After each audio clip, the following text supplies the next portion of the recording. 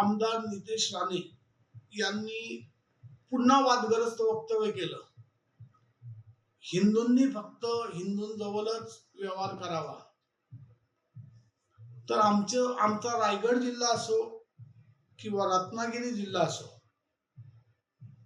अख्ख्या कोकणामध्ये किंवा अख्ख्या महाराष्ट्रामध्ये हिंदू मुस्लिम हे एकोप्याने राहतात. अशा पद्धतीचे वादग्रस्त वक्तव्य करून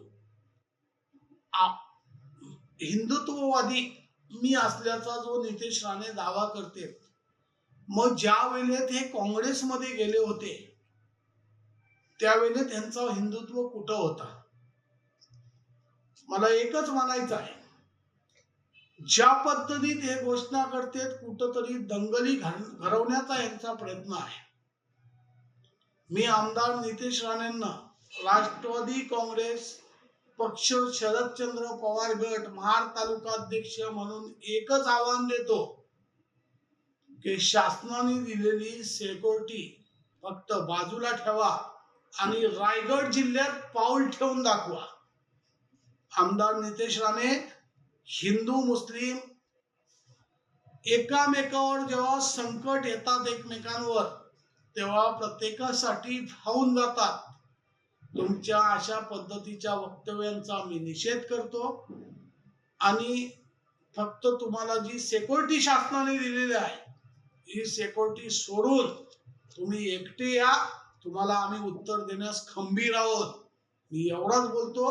आणि या नितेश राणेंनी जे वादग्रस्त वक्तव्य केले त्याच्यावर यांच्यावर गुन्हा दाखल झाला पाहिजे.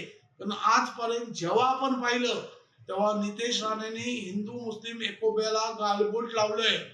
आज गणेश उत्सव सण चालू आहे, काही काळात ईद मिलादुन नबी सण येतोय. आम्ही हिंदू मुस्लिम एकमेकांच्या सणाला आम्ही हजेरी लावतो आणि आमच्या कोकणात असले तुमचे उद्योग चालणार नाही.